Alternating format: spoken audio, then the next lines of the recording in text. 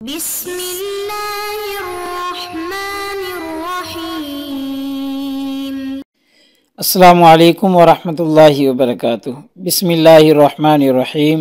عزیز طلباء اکرام، ایم اے اسلامیات کے مضمون فقہ و اصول الفقہ کا آج ہمارا سبق نمبر 85 ہے، جس کا عنوان ہے بدایت المجتہد کی کتاب الطلاق کا باب دوم،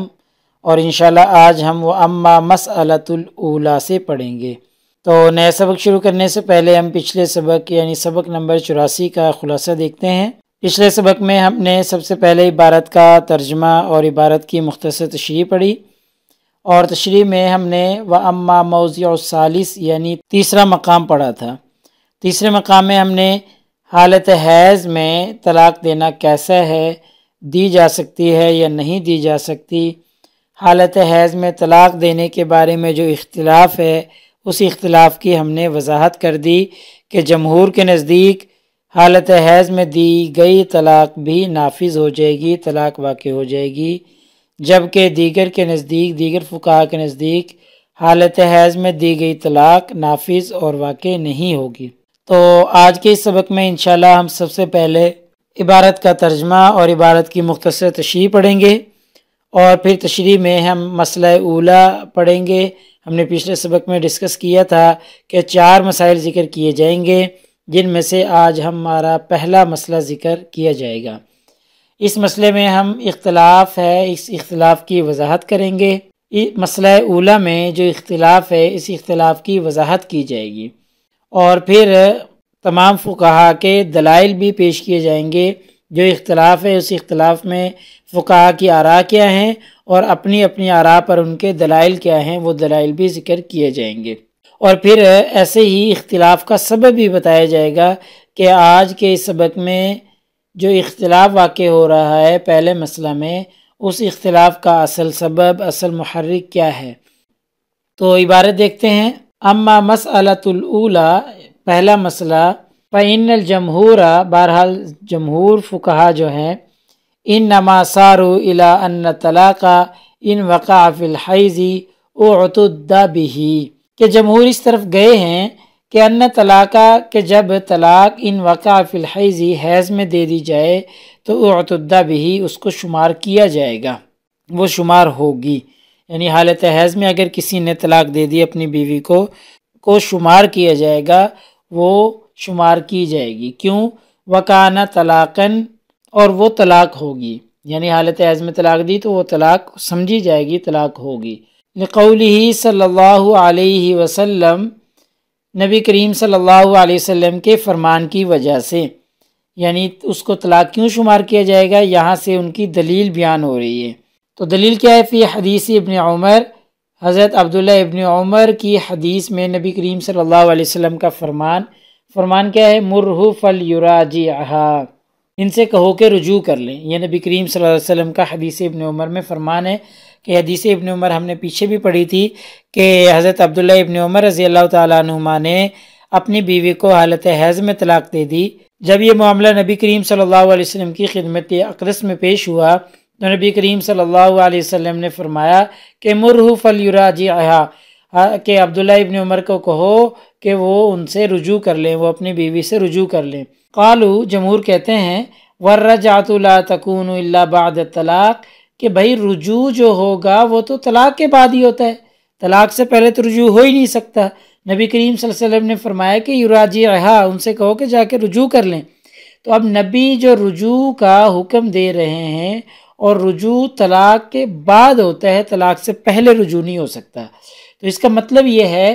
کہ طلاق جو حیض میں دے دی جائے تو وہ طلاق شمار کی جائے گی، وہ ایک طلاق ہو جائے گی۔ اسی لیے تو نبی کریم صلی اللہ علیہ وسلم نے رجوع کا حکم دیا ہے، کیونکہ طلاق ہو گئی تھی، اور طلاق ہونے کے بعد رجوع کا حکم دیا جاتا ہے۔ پہلے کون نہ سمجھ یا کم عقل یہ فیصلہ کرے کہ جی طلاق ہوئی نہیں ہے، پہلے رجوع کا حکم دے دے، ایسا ممکن نہیں ہے۔ تو نبی کریم صلی اللہ علیہ وسلم نے جو رجوع کا حکم دیا ہے، اس کا مطلب یہ ہے کہ طلاق ہو گئی ہے۔ وروى الشافعی عن مسلم ابن خالد عن ابن جریج، امام شافعی رحمہ اللہ نے روایت کیا ہے مسلم بن خالد سے، انہوں نے ابن جریج سے کیا روایت کیا ہے؟ انہم ارسلوا، کہ لوگوں نے بھیجا تھا، الی نافع، حضرت نافع کی طرف کسی آدمی کو، یسألونہ، ان سے سوال پوچھنے کے لیے کہ حل حسیبت تطلیقۃ ابن عمر علی عہد رسول اللہ صلی اللہ علیہ وسلم، کہ کیا آپ لوگ حضرت عبداللہ ابن عمر کی جو طلاق تھی نبی کریم صلی اللہ علیہ وسلم کے زمانے میں اس کو طلاق تسلیم کرتے تھے، اس کو طلاق مانتے تھے؟ تو قال نعم،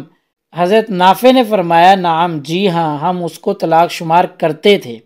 اب دیکھیں یہ ان کی دوسری دلیل ہے کہ حالت حیض میں طلاق دے دی جائے تو وہ طلاق واقع ہوتی ہے، اس کو طلاق سمجھا جائے گا۔ یہ دوسری دلیل ہے کہ بھئی حضرت عبداللہ ابن عمر کی جو طلاق تھی نبی کریم صلی اللہ علیہ وسلم کے زمانے میں دی گئی تھی، حضرت نافع کہہ رہے ہیں ہم اس کو طلاق تسلیم کرتے تھے، ہم اس کو طلاق مانتے تھے، ٹھیک ہے؟ تو یہ دوسری دلیل ہے ان کی۔ ورویہ، اور روایت کیا گیا ہے، انہ الذی کان یفتی بہ ابن عمر، کہ حضرت عبداللہ ابن عمر رضی اللہ تعالی عنہ اسی کے اوپر فتویٰ بھی دیا کرتے تھے۔ یعنی حضرت عبداللہ ابن عمر یہ فتویٰ دیا کرتے تھے کہ اگر حالت حیض میں کسی نے طلاق دے دی تو وہ رجوع تو کر لے لیکن وہ طلاق شمار ہوگی، ٹھیک ہے؟ تو حضرت عبداللہ ابن عمر کا فتویٰ بھی یہی ہے، یہ ان کی تیسری دلیل ہو گئی ہے کہ حضرت عبداللہ ابن عمر کا فتویٰ ہے، اور حضرت نافع سے سوال پوچھا گیا تو انہوں نے کہا کہ ہم اس طلاق تسلیم کرتے تھے، اور نبی کریم صلی اللہ علیہ وسلم کا فرمان مرہ فلیراجعھا، کہ ان سے کہو کہ وہ رجوع کر لیں، اور رجوع طلاق کے بعد ہوتا ہے۔ یہ تین دلیلیں ہو گئی ہیں طلاق شمار کرنے پر کہ حالت حیض کی طلاق کو طلاق شمار کیا جائے گا۔ وَأَمَّا مَن لَمْ يَرَ هَذَا الطلاق، اور وہ فقہا، وہ علماء جو اس طلاق کو طلاق نہیں سمجھتے، یعنی حالت حیض میں دی گئی طلاق کو واقعاً واقع نہیں مانتے، تسلیم نہیں کرتے، اور کہتے ہیں کہ جی وہ طلاق نہیں ہوگی، فَإِنَّهُ اعْتَمَدَ عموم قولہ صلی اللہ علیہ وسلم، وہ نبی کریم صلی اللہ علیہ وسلم کے اس فرمان کے عموم سے استدلال کرتے ہیں، عموم پر اعتماد کرتے ہیں۔ وہ فرمان کیا ہے؟ کل فعل او عمل لیس علیہ امرنا فہو رد، کہ ہر وہ فعل، ہر وہ عمل جس کے بارے میں ہماری ہدایت نہ ہو وہ مردود ہے۔ یعنی کوئی ایسا کام، کوئی ایسا فعل، کوئی ایسا عمل جس کے بارے میں نبی کریم صلی اللہ علیہ وسلم نے کوئی ہدایت، کوئی رہنمائی نہ فرمائی ہو، فہو رد، تو وہ مردود ہے۔ تو اب دیکھیں وہ کہتے ہیں کہ یہ آپ صلی اللہ علیہ وسلم نے اس کے بارے میں کوئی ہدایت نہیں فرمائی، تو اس لیے یہ ضائع ہے، کہ رد ہے، اس کے اوپر عمل نہیں کیا جائے گا، یعنی حالت حیض میں دی گئی طلاق طلاق نہیں ہوگی۔ وقالو، یہ کہتے ہیں امر رسول اللہ صلی اللہ علیہ وسلم، نبی کریم صلی اللہ علیہ وسلم کا اس کو بردی ہی مردود قرار دینا، یشعر، اس بات کی طرف اشارہ کرتا ہے، بعدم نفوذہ و وقوعہ، کہ نہ تو یہ نافذ ہوگی اور نہ ہی یہ واقع ہوگی۔ یعنی اس حدیث میں جو آپ نے فرمایا ہے فہو رد، کہ وہ مردود ہے، اس کی وجہ سے جو حالت حیض میں دی گئی طلاق ہے وہ نہ تو نافذ ہوگی اور نہ وہ واقع ہوگی۔ بہرحال اس بات کا خلاصہ یہ ہے کہ حالت حیض میں دی گئی طلاق کو طلاق شمار کیا جائے گا جمہور کے نزدیک، اور ان کی تین دلیلیں ہیں۔ پہلی دلیل مرہ فلیراجعھا، حدیث مبارکہ کا ٹکڑا ہے۔ ایسے ہی دوسری دلیل ان کی یہاں سے شروع ہوتی ہے کہ حضرت عبداللہ ابن عمر کی طلاق کو نبی کریم صلی اللہ علیہ وسلم کے زمانے میں جو دی گئی تھی اس کو طلاق سمجھا جاتا تھا۔ ایسے ہی تیسری دلیل جمہور کی یہ ہے کہ حضرت عبداللہ ابن عمر خود کا فتویٰ بھی اسی پر تھا کہ حالت حیض میں دی گئی طلاق شمار کی جائے گی، اور دوسرا گروہ وہ کہتے ہیں کہ جی حالت حیض میں دی گئی طلاق واقع نہیں سمجھی جائے گی، وہ نبی کریم صلی اللہ علیہ وسلم کی اس حدیث کے عموم پر عمل کرتے ہیں اور اس سے استدلال کرتے ہیں، کہتے ہیں کہ جی وہ رد ہے، جب رد ہے تو پھر وہ نافذ بھی نہیں ہوگی اور وہ واقع بھی نہیں ہوگی۔ آگے دیکھیں، یہاں سے اختلاف کا سبب بیان کر رہے ہیں۔ وبالجملتی، قصہ مختصر یہ ہے، اصل کلام یہ ہے، فسبب الاختلاف، اختلاف کا سبب یہ ہے، یعنی پچھلے جو اختلاف ہو گیا ہے فقہاء کے درمیان، ایک کہتے ہیں ہوگی، ایک کہتے ہیں نہیں ہوگی، تو اختلاف کا سبب کیا ہے؟ حل شروط التی اشترطها الشرع فی الطلاق السنی ہی شروط صحت و اجزاء ام شروط کمال و تمام، کہ طلاق سنی، طلاق مسنون میں شریعت نے جو شرطیں قرار دی ہیں ہی شروط صحت و اجزائن کہ وہ شرائط اس کی صحت کی شرائط ہیں، او شروط کمال و تمامین یا اس کی کمال اور تکمیل کی شرائط ہیں۔ اصل سبب یہ ہے، یہاں سے اختلاف نکلتا ہے، یعنی جو طلاق مسنون سنت طلاق ہم نے جو ایک قسم پڑھی تھی اس میں جو شرائط لگائی گئی ہیں، کیا وہ شرائط صحت کی شرائط ہیں کہ بھئی ان کا ہونا لازمی ہے، اگر وہ نہیں ہوں گی تو پھر یہ بھی نہیں ہوگی، یا وہ ایسی شرائط ہیں کہ جن سے کمال ہو جاتا ہے، تمام ہو جاتا ہے، شرائط پوری ہو جاتی ہیں، بس یہ یعنی طلاق سنت کے کمال ہونے کے لیے، اس کے تمام، اس کی تکمیل کے لیے شرائطیں ہیں یا اس کی صحت کے لیے شرائطیں ہیں۔ پہلے یہ دیکھ لیں کہ صحت اور تکمیل میں کیا فرق ہے۔ صحت کا مطلب یہ ہے کہ فرض ہے کہ اس کے بغیر وہ چیز ہو ہی نہیں سکتی، جیسے وضو کے اندر چہرہ دھونا فرض ہے، اب یہ اس کی صحت ہے، وضو کی صحت یہ ہے کہ جی چہرہ دھونا لازمی ہے، اگر چہرہ نہ دھویا گیا تو وضو ہی نہیں ہوگا۔ اور تکمیل کا مطلب، کمال کا مطلب یہ ہے کہ بھئی وضو تو ہو جائے گا لیکن ناقص ہوگا، ہاں ایسے وضو سے نماز ہو جائے گی، جیسے 3 دفعہ دھونا اعضاء کو، یہ ایک اچھی بات ہے، تکمیل کے لیے کہا گیا ہے، لیکن اگر کوئی 3 دفعہ اعضاء کو نہیں دھوتا ہے، 1 دفعہ دھوتا ہے تو پھر اس کا وضو تو ہو جائے گا، چونکہ صحت کی چیزیں پائی جا رہی ہیں، لیکن کمال اور تمام نہیں ہوگا، تکمیل نہیں ہوگی۔ تو ان دونوں میں فرق ہے، صحت کی شرائط ہیں وہ یا وہ تکمیل کی شرائط ہیں، ٹھیک ہے، یہاں سے اختلاف نکل رہا ہے اصل میں۔ فمن قال شروط اجزاء،